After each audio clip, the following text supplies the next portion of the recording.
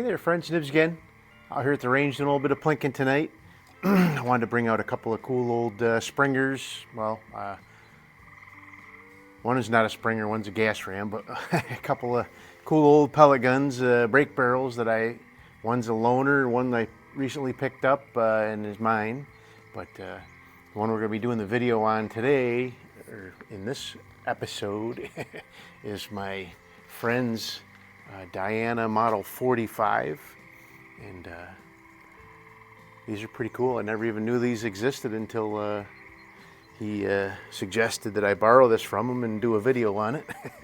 But these came out in 1978, and they made these for right at 10 years and ceased production in 88. And this one is actually a 1987 version, so it's pretty cool.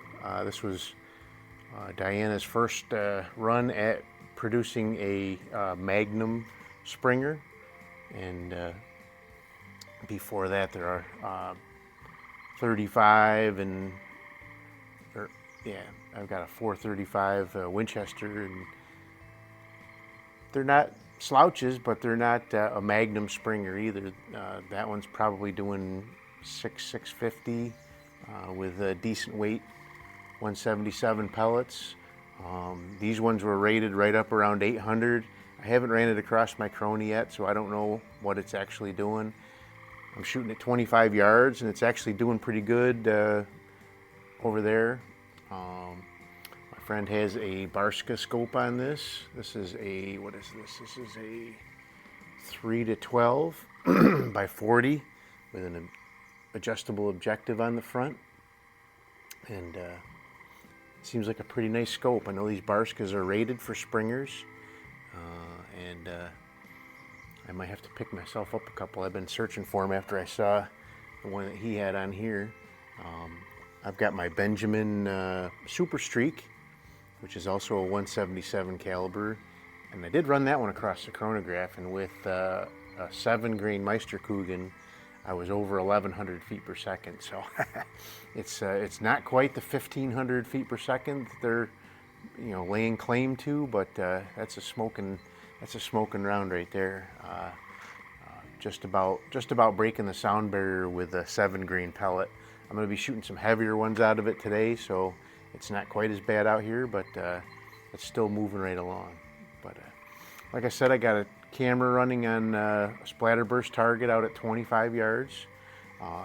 It's great. It was really windy when I got out here earlier, and just like all of a sudden the wind has almost completely stopped, so I won't have that for an excuse for this shooting session. But I've been shooting this with a couple of different pellets, and so far I've got some which of these? These are the Crosman Premier Ultra Magnums, the 10.5 grains. It's shooting those the best. And then I also have some hollow points, and we'll try those. I didn't quite do as good with those, at least when it was windy. But we'll try it now that it's not windy, and see if we can do any better.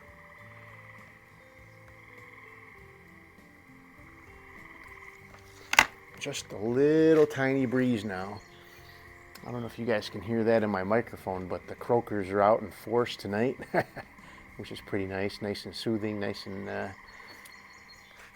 pretty nice. So let's go ahead and see what we can do. 25 yards. I'm going to shoot at the upper splatterburst, which I've got kind of pasted up a little bit from shooting at it before.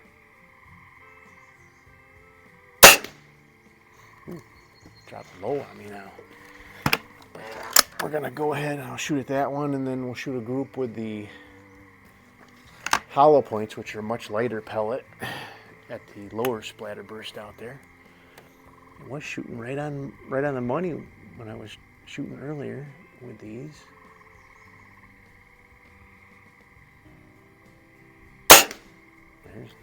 That's better. Not helping my grouping any.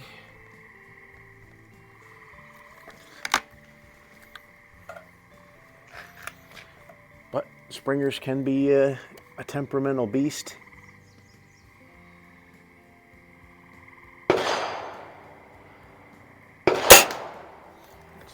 here.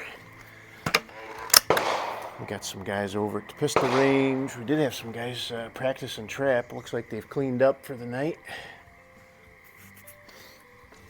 Been a while since I've been over to this range. They've had the last couple of weeks. They've had big trap things going on, and they close the rifle ranges when they have their trap events going on. So I have to either shoot out in the backyard or go down to the other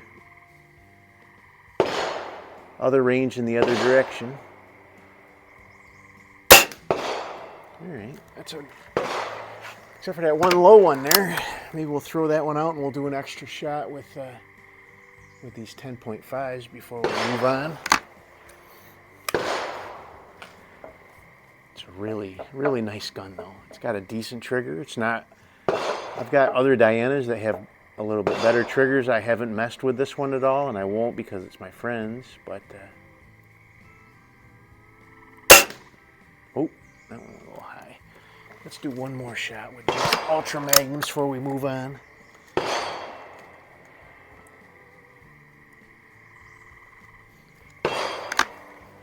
It's got kind of a spongy feeling first stage, but I'm sure that could be adjusted out, but like I said, it's not my gun, so I'm not going to mess with it.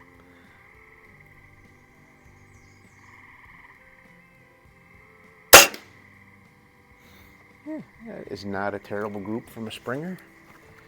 Minute a squirrel, right? All right, let's do, so these ones didn't quite do as good for me when I was shooting it when it was windy, so we'll see how, maybe it'll tighten up a little bit now that the wind is almost completely gone now.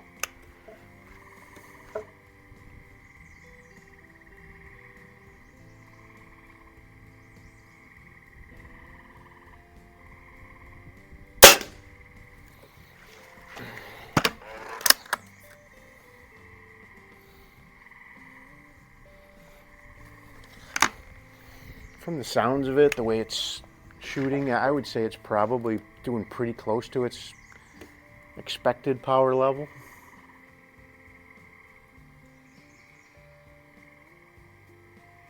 If I thought there was something wrong with it, my friend would not have any issues with me working on it and getting it right for him, but I think it's doing everything it's supposed to do, and we'll just have some fun with it, and I'll bring it back to him.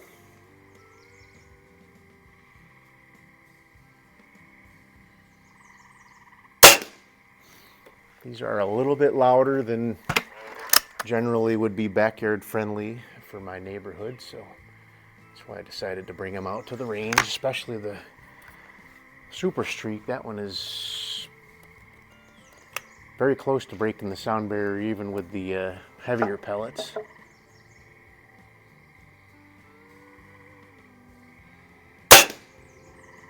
Looks like it's actually doing better with the hollow points now.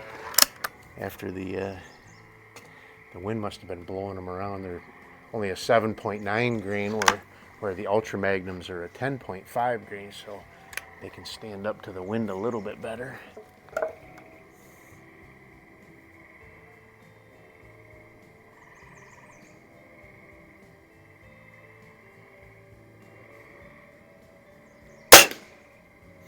I'm gonna have to look into a couple of these scopes, maybe. That I know they have a 3-9 version as well, and this is a 3-12.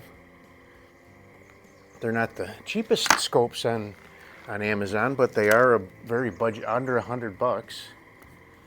I think one was 79 and the other one was 85.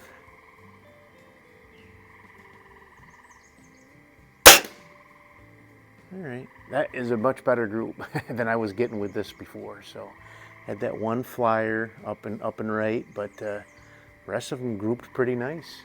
So anyway, there you go. I'm gonna probably keep this for another week or so, and hopefully I can get it out and do maybe a head-to-head challenge or two with it also. But if not, I don't know what the weather's going to be like, so we got to take that as we can. Like I said, got a little bit more pop than I'd feel comfortable with in the backyard with the neighbors, but stuff like the PCPs with the buck rail suppressors and stuff, I can get away with that out there, but these louder ones are pushing the limit. I don't want to make the neighbors cranky with me, so. But anyway, there you go. You'll be seeing more of this down the road, but this is really kind of my first outing with it, and I think it's doing really good. So, hope you liked the video.